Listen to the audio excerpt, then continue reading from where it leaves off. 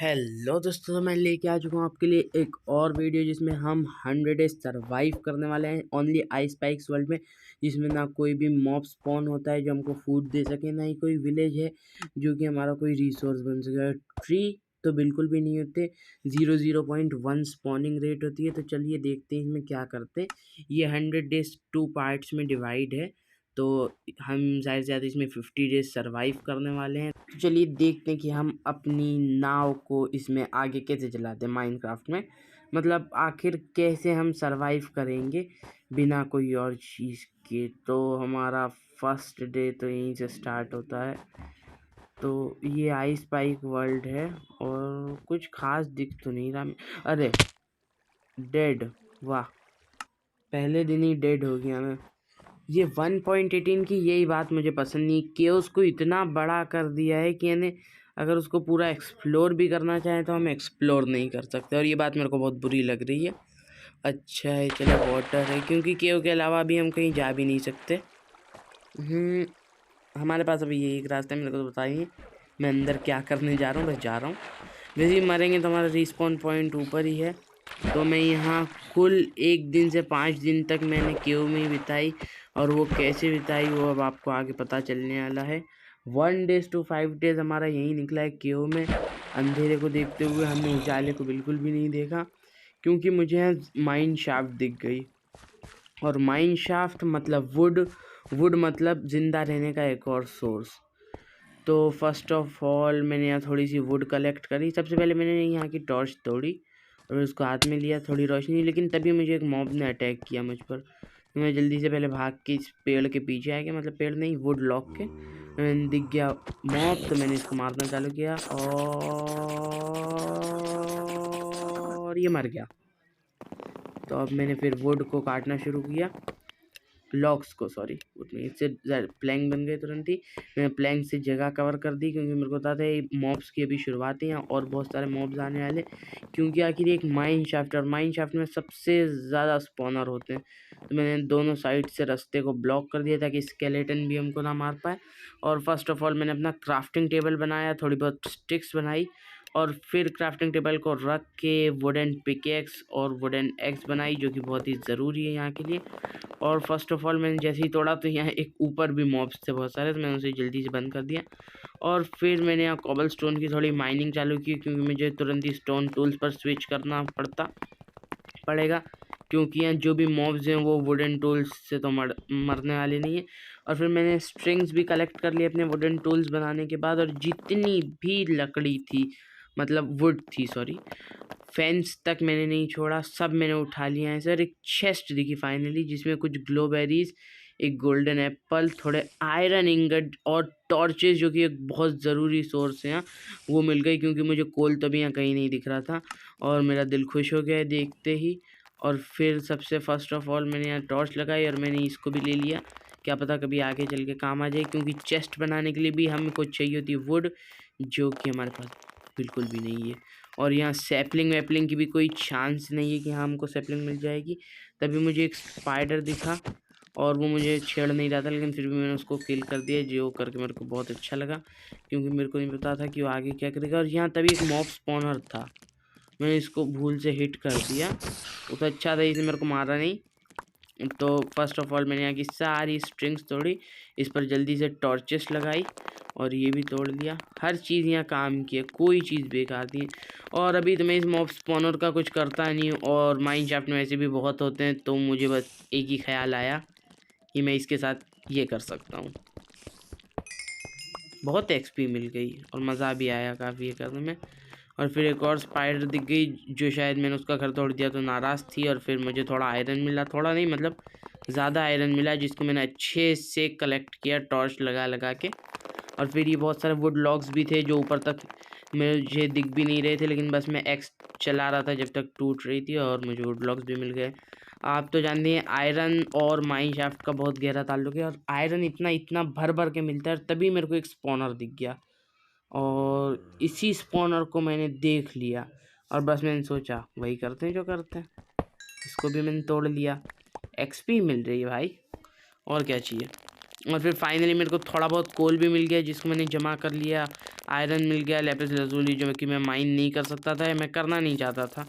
अगर मुझे टाइम मिलता तो मैं कर लेता था। और मैंने डायरेक्ट भी माइन कर ली, मेरे को ये नहीं पता था कि आइस स्पाइक्स बायोम में कुछ ही नहीं थे, नीचे पर हमको डायरेक्ट मिलती है। और यहाँ से भी इस चेस्ट में से मेरे को सैपलिंग मिल गई, जो कि देख के मेरे को बहुत अच्छा लगा। लेकिन मेरी chest full of would say भर चुकी थी, क्योंकि मैं वुड के पीछे पागल था और आयरन के पीछे भी, क्योंकि यहाँ वुड नामक कोई भी चीज़ नहीं है। और ये मैंने आयरन ले लिए और एक ब्रिज टाइप कुछ था, मैं इस पर धीरे धीरे आगे बढ़ ही रहा था, लेकिन फिर इसका रास्ता ही ख़त्म हो गया। तो मैं वापस आया, थोड़ी बहुत स्ट्रिंग्स कलेक्ट की, क्योंकि मुझे बेड भी बनाना था। और ये तो माइन शाफ्ट एक बहुत अच्छी जगह मिल गई थी मेरी रिस्पॉन पॉइंट पर भी, जिसकी वजह से मैं अभी तक बचा हुआ था। और फिर मैंने बहुत ज़्यादा मॉब्स मारे और टोटली वुड, जितनी भी वुड लॉक्स थे वो कलेक्ट किए, प्लैंक्स को छोड़ दिया। और फाइनली मैं बाहर आ गया। 5 दिन तक पहली बार रोशनी देखी मैंने, इतने दिनों बाद।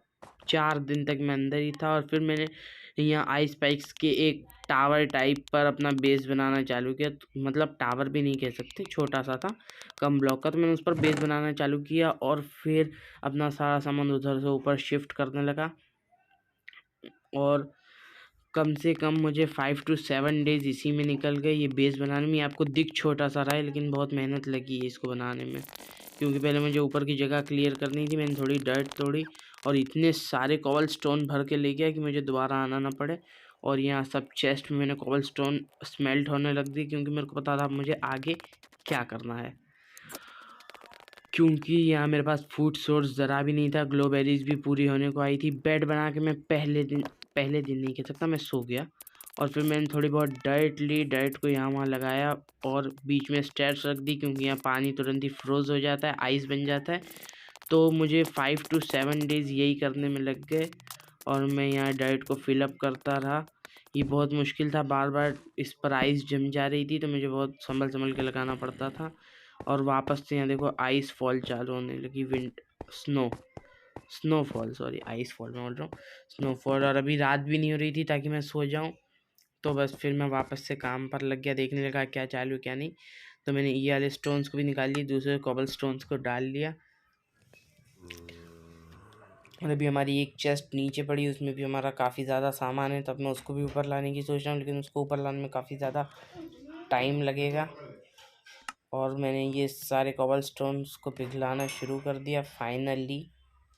और ये कॉबल स्टोन को स्मेल्ट होने में काफ़ी टाइम लग गया, पिघलने में नहीं, स्मेल्ट होने में, दोनों में एक ही बात। और फिर मैंने फाइनली इसको पूरा डेकोरेट किया। इसमें मेरे को 9 to 11 डेज़ लग गए, 9 से 11 दिन इसी में बीत गए मेरे इसको डेकोरेट करने में, क्योंकि अभी इसमें बहुत जगह खाली थी जहाँ मेरे को डाइट फिलअप करनी थी और इसको रीडेकोरेट भी करना था ताकि ये थोड़ा बहुत अच्छा दिखे। तो फाइनली मैंने मेलन्स जो थे उनको काट लिया, आयरन टूल्स पर थोड़ा बहुत स्विच किया। मेरे पास आयरन बहुत था लेकिन कोल बहुत कम था, क्योंकि मैं आधे से ज़्यादा उनको स्मेल्ट कर लेता था, कॉबल स्टोन को, जिनकी कोई ज़रूरत भी नहीं थी उस टाइम के लिए। तो फ़िलहाल मैंने अपनी चेस्ट ऊपर एक रख ली, जिसमें मैंने अपना सारा सामान रख लिया, लेकिन मेरे पास कोल बहुत कम बचा था, क्योंकि मैंने सारे कोल से कॉबल स्टोन को स्मेल्ट कर लिया था। और अब नॉर्मली मैंने वापस से अपने स्टोन टूल्स बना लिए, क्योंकि यहाँ हर थोड़ी देर में स्नोफॉल होने लगती है। तो मैंने बहुत सारी पिकेक्स बना ली, इतनी कि कोई सोच भी नहीं सकता। और ये सारी पिकेक्स से मैंने पहले तो शवेल और फिर बाकी पूरा पिकेक्स का काम दिखाकर यहाँ अपनी माइनिंग स्टार्ट कर ली। और ये पूरा मैंने पहले डाइट का बना दिया ताकि मैं ज़्यादा से ज़्यादा सीड्स उगा पाऊँ। और ये सारे कॉबल स्टोन भी मैंने रख दिए, क्योंकि मेरी सारी पिकेक्स टूट गई थी। और फिर मैंने थ्री वॉल के ऊपर स्टोन ब्रिक्स लगा के उसके ऊपर स्लैब लगा दिए, क्योंकि मेरे को नहीं पता था अब और मैं क्या रखूँ, तो मैंने स्लैब्स ही लगा दिए। मैंने सोचा था बहुत कुछ करने का, लेकिन फिर अभी तक तो मेरे पास इतनी रिसोर्सेज भी नहीं थी, इसीलिए मैंने नॉर्मली स्लैब से डेकोरेट कर दिया। लेकिन फिर से स्नोफॉल चालू हो गई और पूरी डाइट पर वापस से स्नो गिरने लगी। लेकिन फाइनली ये तैयार हो गया हमारा, जिसको मैं अभी आपको अंदर से दिखाने वाला हूँ। और लेकिन यहाँ तो बाहर स्नोफॉल बहुत होने लगी थी, तो फिर मैंने सारे स्टोन्स ले लिए। फिर ये एक बनी दिखा जिसको मैंने बहुत मारना चाहा देखने के लिए कि इसमें क्या मिलता है, लेकिन वो मेरे फार्म में घुस गया था। तो मैंने फार्म में भी जाके उसको बहुत मारना चाहा, लेकिन वो वापस बाहर भाग गया, इतना शैतान बनी था। फिर वो पता नहीं कहाँ चला गया, इसके बाद वो मेरे को नहीं पता चला आगे का। तो मैंने एक स्टोरेज हाउस बनाने की शुरुआत की, क्योंकि मुझे पता था मेरे पास सामान बहुत ज़्यादा था। इतना भी ज़्यादा नहीं था कि मैं स्टोरेज हाउस बनाऊं, लेकिन फिर भी अगर मैं ये नहीं बनाऊंगा तो आप लोग देखेंगे क्या। तो मुझे लगभग 11 to 15 डेज़ यही बनाने में लग गए, मतलब 11 से 15 दिन, जो कि बहुत ज़्यादा होते हैं। और मेरे पास कुछ खास रिसोर्स भी नहीं थे सिवाय स्टोन्स के, और खाली स्टोन का फार्म तो कभी भी, अरे फार्म नहीं, हाउस या कुछ भी कभी भी अच्छा नहीं दिखता। तो मैंने अपनी डायमंड से भी ज़्यादा कीमती वुड इसमें लगाने का सोचा, जो कि बहुत बड़ा मेरा डिसीज़न है।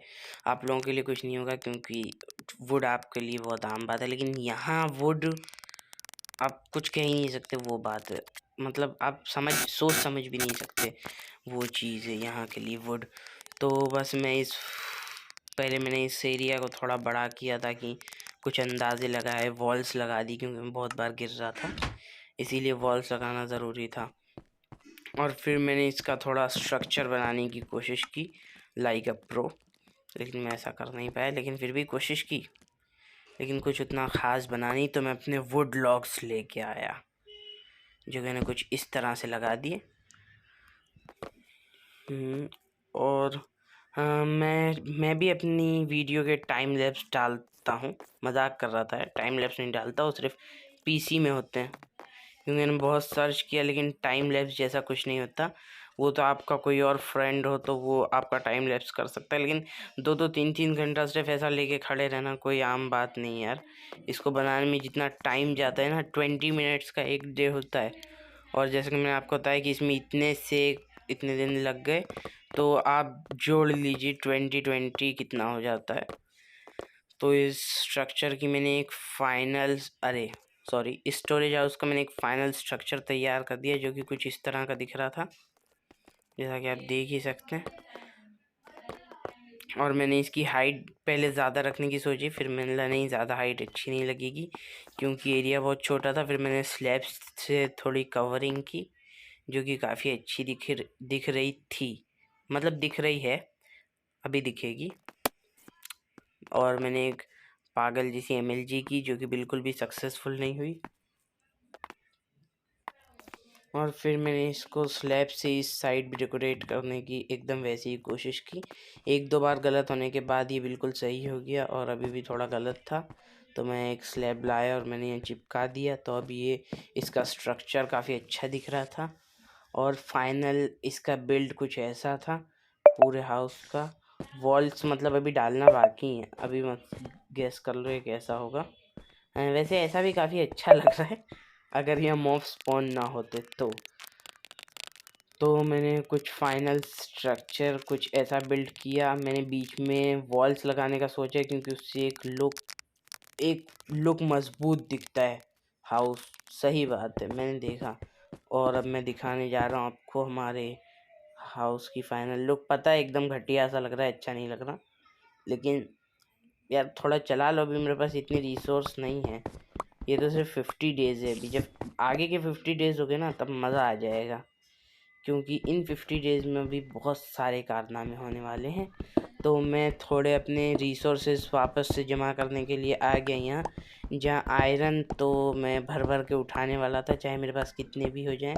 आई थिंक मैं आयरन फार्म बनाने के बाद भी मैं आयरन जमा करूँगा, और मेरे को तो लगता ही नहीं मैं इसमें आयरन फार्म बना सकता हूँ, क्योंकि विलेजर तो होते नहीं हैं, और ज़ॉम्बी विलेजर पता नहीं कब स्पॉन हो, कुछ पता नहीं।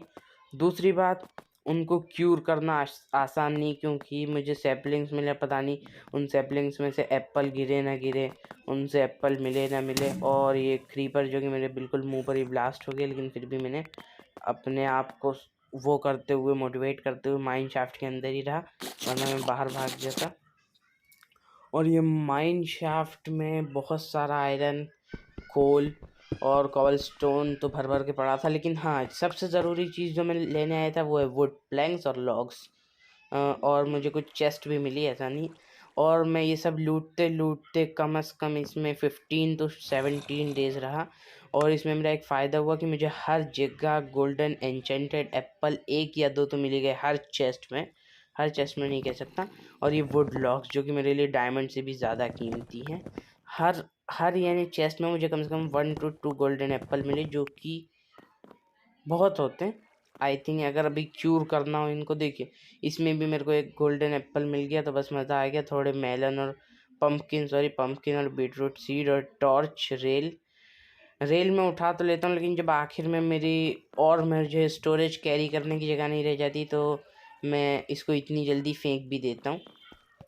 क्या करूँ यार, मुझे और सामान चाहिए होता है, रेल्स मेरे को कुछ काम की लगती नहीं है।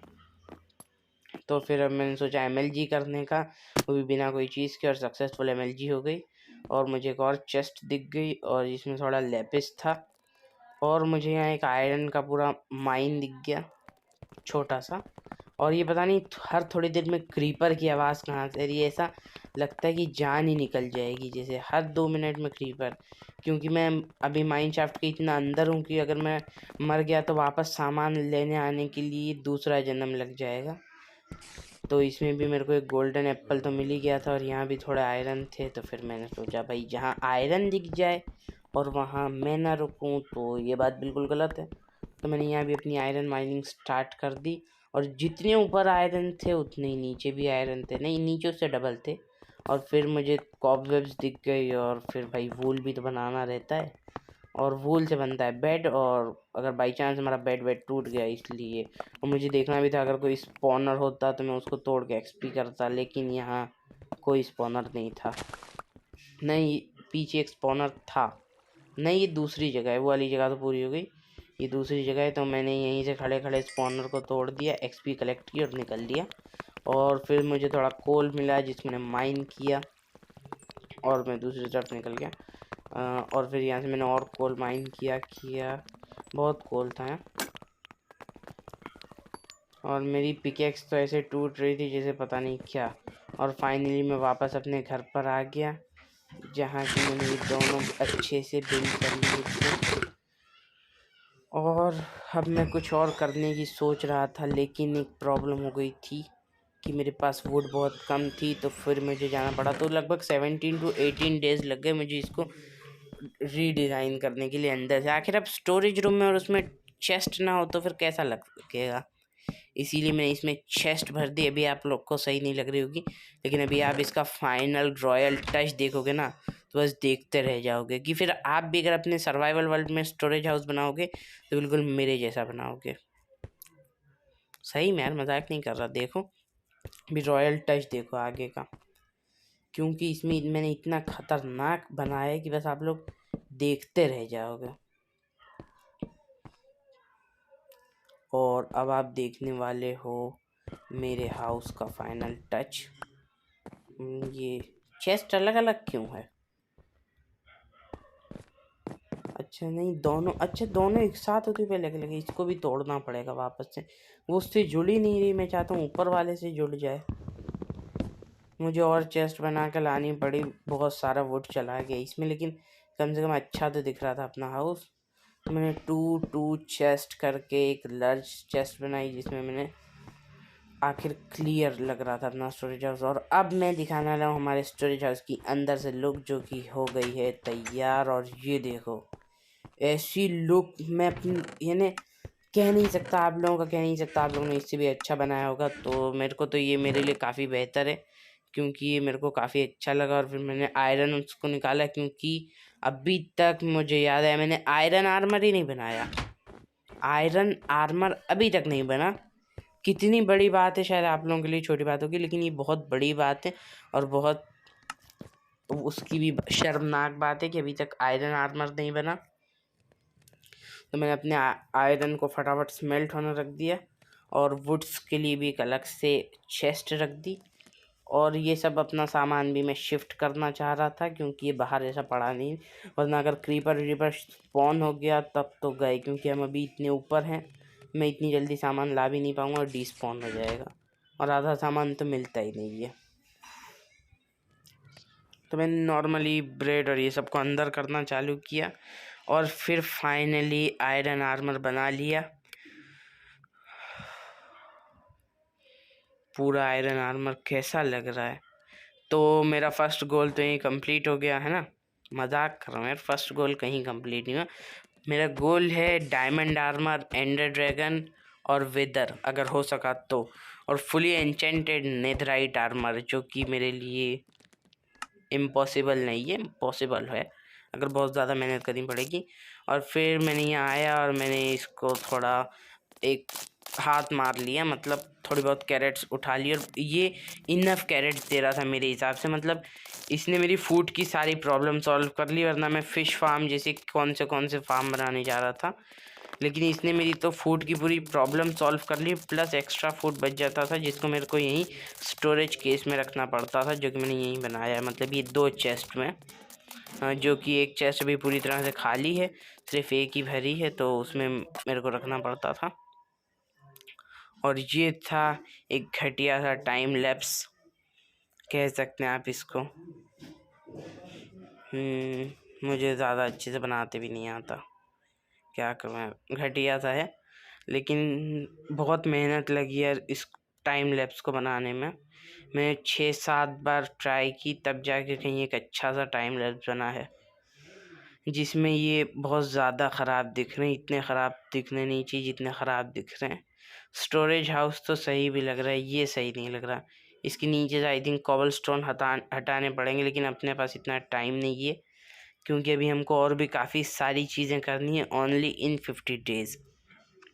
तो मैं वापस से एक बार इसको और देख के, क्योंकि बनाने में बहुत मेहनत लगी है, एक और बार इसको सुकून से और आराम से देख रहा था चुपचाप कि इसमें और क्या क्या चीज़ें हैं।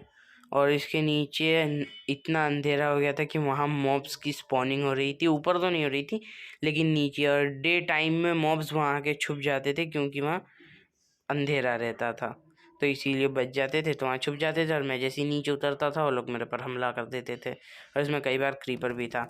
और डे 18 से 22 तक मैंने डायमंड माइनिंग की, जो कि काफ़ी सफल रही। और आज तक मुझे, मैं सही बता रहा हूँ अपने एक्सपीरियंस से, जो 1.18 की केव्स आई हैं उनमें मेरे को, अगर मैं कितने भी घंटों माइन कर लूँ, माइनक्राफ्ट के तो 2-3 दिन घंटों माइन कर लूँ, लेकिन मेरे को मुश्किल से बहुत हो गया तो 8 डायमंड या 10 डायमंड मिलते हैं इस वाली क्यू में। लेकिन इस बार आइस स्पाइक्स वर्ल्ड में ये पूरे मेरे साथ में थी, मतलब पूरा वर्ल्ड मेरे साथ था, इसलिए मेरे को यहाँ लकीली इतने डायमंड मिल गए कि बस पूछो मत। मैंने अलग अलग जगह से डायमंड लिए क्योंकि यहाँ बहुत सारे डायमंड थे, और फिर मैंने डायमंड को लाकर 54 डायमंड थे।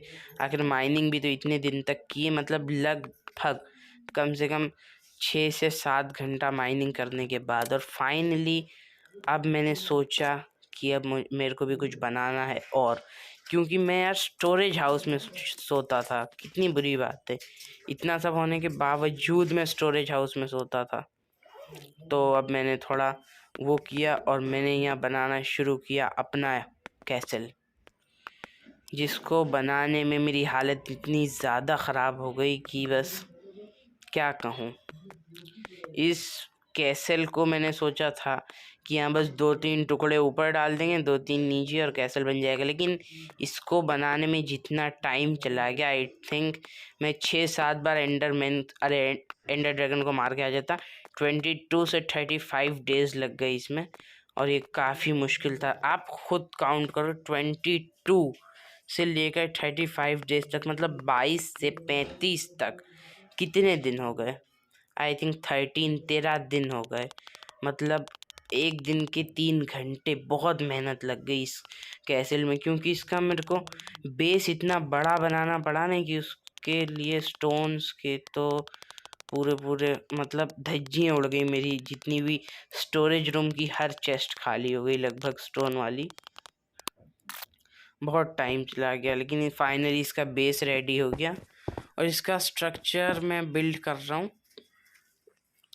और इसका स्ट्रक्चर पहले मैंने कुछ और सोचा था कि मैं एक मॉडर्न हाउस बनाऊंगा, कैसल नहीं, जो कि बिल्कुल मॉडर्न हाउस तो आप लोगों ने देखे ही होंगे, थोड़े बहुत टिल्ड होते हैं ऐसे, वो सोचा था। लेकिन फिर मैंने सोचा नहीं, कैसल एक अच्छा लुक देगा, क्योंकि मैंने बिल्कुल फार्म्स और स्टोरेज हाउस ये सब ओल्ड लुक के बनाए। अगली बार मैं अगर बनाऊँगा सर्वाइवल सीरीज़ तो कुछ बंकर टाइप करेंगे, तो इसका लुक ऐसा था, और मैं यहाँ से इसको टिल्ड कर देने वाला था अपर से, ताकि मॉडर्न हाउस जैसा लगे। लेकिन फिर फाइनल मैंने इसको, कुछ फ्रेंड्स थे मेरे, उनसे मैंने सजेशन लिया तो उनने बोला इसमें इतने बड़े बेस पर इतने ऐसे वर्ल्ड में अगर कैसल रहेगा तो ज़्यादा अच्छा रहेगा। और ये एक और घटिया था टाइम लैप्स जो कैसल की थोड़ी बहुत रीडिज़ाइनिंग करने के बाद आया था। देखो मैंने टिल्ट तो कर दिया लेकिन वहाँ 2 पिलर्स डाल दिए और फिर यहाँ चौथा पिलर्स भी डाल दिया है, जिसमें ऐसे ही नहीं लग गए भाई 13 दिन,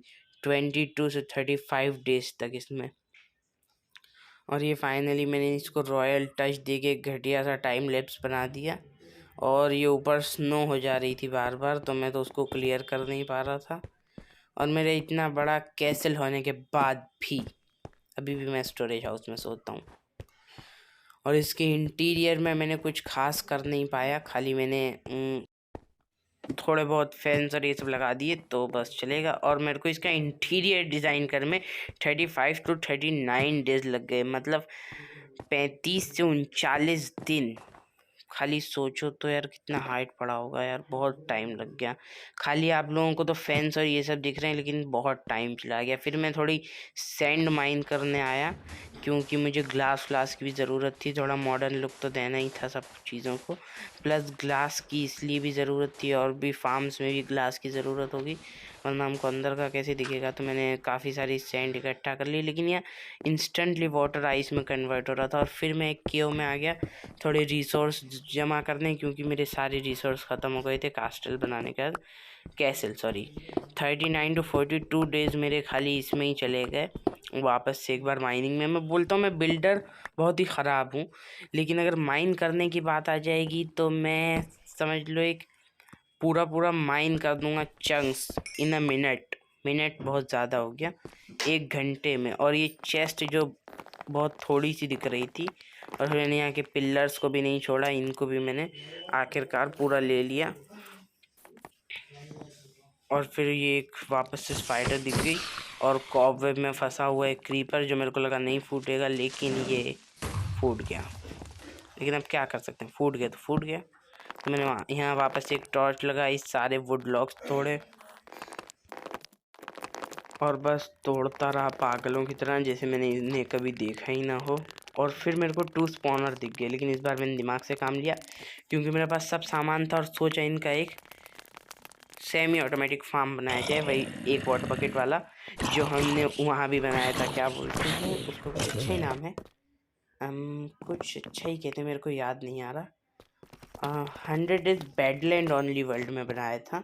तो हमको यहाँ भी कुछ डायमंड मिल गए, बल्कि मैं तो डायमंड की माइनिंग के लिए आया भी नहीं था। और अब ऐसा भी नहीं कि दिख जाएंगे तो नहीं लेंगे, तो मुझे यहाँ भी काफ़ी सारे डायमंड दिख गए माइनशाफ्ट में। और सबसे हैरानी वाली बात थी कि ये बहुत कम कोऑर्डिनेट पर मिल गए, और कुछ बुक्स भी मिल गई मेरे को, जिनमें से मेरी एक बुक गायब हो गई, लेकिन फिर भी पता नहीं कहाँ चली गई। आई थिंक मेरे से कहीं गिर गई या कुछ चेंज हो गई, समझ में आया। ड्रिप स्टोन्स दिख गए जिनको मैंने माइनिंग कर लिया, क्योंकि मेरे को पता था इनसे इन्फिनाइट लावा होगा, इन्फिनाइट लावा सोर्स बना सकते हैं हम इससे।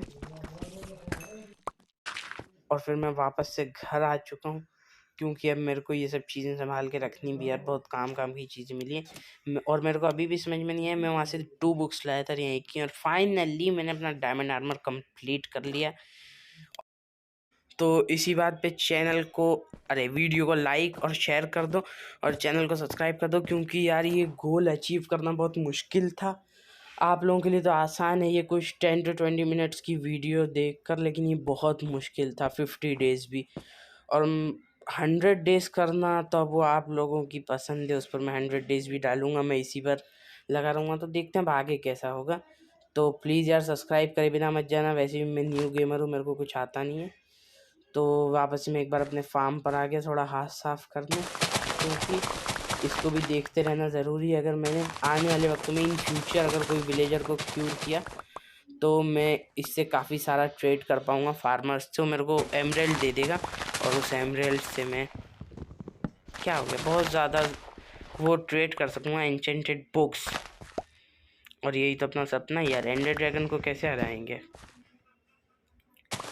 और जैसा कि ये हम पूरे को कर देंगे साफ़, और ये हमने पूरा साफ़ कर दिया। और अगर 100 डेज़ के बाद अगर आपको ये सीरीज़ पसंद आई मतलब आपको वर्ल्ड मेरा वर्ल्ड ज़्यादा अच्छा लगा तो मैं इस वर्ल्ड की लिंक दे दूँगा 100 डेज़ के बाद, ताकि आप लोग भी देख सकें मेरी मेहनत, आप लोग भी खेल सकें, क्योंकि ये काफ़ी अच्छा सर्वाइवल है। काफ़ी अच्छा है, यानी एक हद से ज़्यादा अच्छा है। तो मैंने वापस से सीड्स लगा दिए, कैरेट्स वापस से अपने स्टोरेज में रख दी और बना लिया एक ड्रिपस्टोन लावा का फार्म। और मेरे को एक ही दिन लगा इसको बनाने में, ज़्यादा नहीं लगा। और ड्रिपस्टोन का फार्म तो आप जानते ही हैं कैसा होता है। तो अब मैंने सारे कोल्ड्रन भी ला के डाल दिए और फाइनली ये वर्क करने लगा था, जो कि काफ़ी अच्छी बात है। तो मैंने सोचा जल्दी से ये लावा भर के हटा लूँ ताकि इसमें वापस से दूसरा लावा भर सके। और फिर मैं आ गया यहाँ ताकि मैं कलेक्ट कर सकूँ ऑब्सीडियन, क्योंकि नेदर भी जाना है। नेदर जाए बिना मुझको लेदर नहीं मिलेगा, क्योंकि नेदर से ही मेरे को मिलेगा लेदर, क्योंकि यहाँ लेदर नहीं है। और मैंने गोल्डन बूट्स पहन लिए फॉर अ सेफ्टी रीज़न, आपको तो बताइए ना। और ये बिल्कुल पीछे से वो है, तो मैंने यहाँ थोड़े ब्लॉक्स लगा दिए ताकि मैं पीछे ना गिरूँ एकदम से आके। और मैं कुछ देर के बाद ही वापस भाग आया और मैंने यहाँ थोड़े ये ट्रेडर्स के लामास को मार के लेदर कलेक्ट किया, क्योंकि नेदर से लेदर लाने में तो बहुत टाइम लग गया। और फिर मैंने सोचा शुगर केन कलेक्ट की जाए, क्योंकि पेपर की भी बहुत ज़्यादा ज़रूरत थी। तो मेरे को फाइनली बहुत दूर जाके कहीं ये शुगर केन मिल गई। वैसे तो ये उगती है पानी के पास ही, और ये पानी के पास भी कोई बड़ी बात नहीं, पानी के पास ही उगती है और पानी के पास भी है। तो मैंने इसको कुछ इस तरह से लगा दिया, क्योंकि अगर ब्लॉक्स के शेप में होता है तो जम जाता था, इसलिए मैंने स्टेयर्स में जाके लगा दिया। और फिर से एक बार कैरेट फार्म पर हाथ साफ कर दिया, और ये कम से कम 1-2 डेज़ में ग्रो हो चुकी हैं। और मैंने फाइनली अपना इंचेंटिंग टेबल बना लिया और मेरे को ये मिल गया फोर्ट्रेस या बेशन, पता नहीं क्या बोलते हैं। और मेरे को 43 to 45 डेज़ यहीं लग गए, लेकिन इसमें काफ़ी अच्छी लूट मिली। एशियन डेब्रिस जैसी चीज़ें मिली, प्रोटेक्शन जैसी बुक्स मिल गई, बस मज़ा आ गया। और एक और चेस्ट मिल गई जिसमें एशियन डेब्रिस्ट और एक सिल्क टच की बुक्स थी और ऑब्सीडियन और वो थे, जो मैं तुरंत ही वो लेकर भाग आया और रख दी मैंने। और फिर मैं वापस आया, मैंने वापस से लावा कलेक्ट कर लिया, खाली बैठा था मैंने और लावा वहाँ तक जमा हो जाएगा, तो बस मैंने लावा डाल दिया, थोड़े पेपर्स बना लिए शुगर केन के। और फिर मैंने सोचा कि अब एक एन्चेंटिंग टेबल बना लिया जाए, क्योंकि टेबल तो बना ही लिया था, मुझे थोड़ा उसको लेवल 30 का करना था, लेकिन मेरे को आता नहीं है कि उनको किस तरह से सही करते हैं। तो मैंने इसके लिए बेस्ट जगह अपना कास्टल सोची, जहाँ मैंने बीच में ये रख के, और पहले मैंने थोड़ा बहुत और लेदर कलेक्ट करना सही समझा, और मुझे ये भी दिख गए तो मैंने थोड़ा बहुत ट्रेड भी कर लिया। और ये अच्छे आइटम तो नहीं दे रहे थे, लेकिन इनने मेरी हार्ट ब्रेक कर दिया था, क्योंकि मेरे को लगा इन लोगों ने मुझे नेदराइट इंगट दे दिया, लेकिन ये बिल्कुल गलत था, वो एक नेदर ब्रेक था खाली। और बहुत सब सामान इन लोगों से ट्रेडिंग करने के बाद मैं आ गया और मैंने एक बुक शेल्फ बना ली है, और उससे अब अच्छी खासी ट्रेडिंग हो सकती है। तो मैंने एशियन डेब्रिस को भी वो कर लिया स्मेल्ट, और फूड को भी यहाँ मैंने रख दिया कुक होने, और वापस आ गया। कितनी एन्चेंटमेंट्स हो सकती हैं, और मैं आ गया अपनी स्वॉर्ड और सारे आर्मर्स में एन्चेंटमेंट लगाने। काफ़ी अच्छी एन्चेंटमेंट नहीं हुई, लेकिन प्रोटेक्शन 3 तक तो हो ही चुकी थी, और वो मेरे लिए काफ़ी बड़ी बात थी कि प्रोटेक्शन 3 हो गई। और पिकेक्स में तो मैंने अनब्रेकिंग लगा ली थी, अनब्रेकिंग 3। स्वॉर्ड में भी काफ़ी अच्छी एन्चेंटमेंट लग गई, और फिर कुछ मैंने बुक्स में भी ले ली थी, और एक एनविल बना लिया। एनविल से मैंने अपनी स्वॉर्ड्स और ये सबको वापस से एन्चेंट कर दिया, जिसमें बहुत ज़्यादा कॉस्ट लग गई। तो अब मेरे ख्याल में है कि अब मुझे एक फार्म की ज़रूरत है जो मुझे बहुत ज़्यादा एक्सपी प्रोवाइड करवाए। तो फिर मैं वापस से लग गया काम पर। बहुत सारे ऑब्सीडियन तोड़ने के बाद मैं बनाने लगा गोल्ड फार्म, और इसको बनाने में मेरे 50 डेज़ कंप्लीट हो गए। 45 to 50 डेज़, मतलब लगभग 45 से 50 दिन तक सलंग 5 दिन काम करने के बाद ये कर लिया कि इतना ऑब्सीडियन माइन करके पोर्टल बना लिया। और फिर मैंने चेक कर लिया तो उस साइड मुझे एक ज़ॉम्बी पिगलिन स्पॉन होता दिख गया, तो मुझे पता चल गया इस साइड था। और फाइनली मैंने इसको बिल्ड कर लिया पूरी तरह से, क्योंकि अब हमारा 50 डेज़ का टारगेट कंप्लीट हो चुका है। और मैंने एक छोटा सा नीचे किलिंग चैम्बर भी बना लिया, और ये काफ़ी अच्छे से, इतना अच्छे से काम कर रहा था, इतना एफिशिएंस था, यानी मैंने देखा ही नहीं कि इतना एफिशिएंस खड़े रहते के रहते एक्सपी 20 पावर तो ऐसे हुई जैसे पता ही नहीं चला। और एन्चेंटेड स्वॉर्ड, गोल्डन स्वॉर्ड, ये सब रोटन फ्लैश ये सब मिल रहा था कि अगर कोई विलेजर होता ना अभी, तो कम से कम बहुत। और मेरे को फाइनली इसको बंद करना पड़ा, इसने इतनी ज़्यादा ज़ॉम्बी पिगलिन्स मेरे को प्रोवाइड करा दिए, इतना एफिशिएंट था कि मेरे को इसको बंद करना पड़ा। मेरी गेम लैग मारने लगी थी, इतने ज़्यादा जमा हो रहे थे क्योंकि मैं मार भी नहीं पा रहा था और बहुत ज़्यादा जमा हो रहे थे। तो यह हमारा फाइनली 50 डेज़ का सर्वाइवल कंप्लीट हो गया। तो आई होप आप सबको बहुत पसंद आया होगा और मेरे को उम्मीद है कि आप लोग लाइक किए बिना नहीं जाओगे यार, बहुत मेहनत लगी है और सपोर्ट करो। मैं भी यहाँ नया नया हूँ, आगे चलते चलते सीख जाऊँगा। कमेंट करो कि इसमें क्या क्या कमी है, मैंने क्या क्या गलतियाँ की हैं, तो ताकि मैं उसको सुधार सकूँ। और अगर इसकी आगे की सीरीज़ तो मैं डेफिनेटली बनाने वाला हूँ। और अगर ये वर्ल्ड चाहिए तो मैं इसकी लिंक भी दे सकता हूँ आपको, आप नॉर्मली खुद जाके भी चेक कर सकते हैं इसको बनाने में कितनी मेहनत लगी। आप दिल से कहोगे कि हाँ, इसको बनाने में बहुत मेहनत लगी है। तो चलिए मिलते हैं अगले 50 डेज सीरीज़ में, जिसमें मैं पूरे 100 डेज सर्वाइव करूँगा और कवर कर लूँगा। तो तब तक के लिए बाय बाय।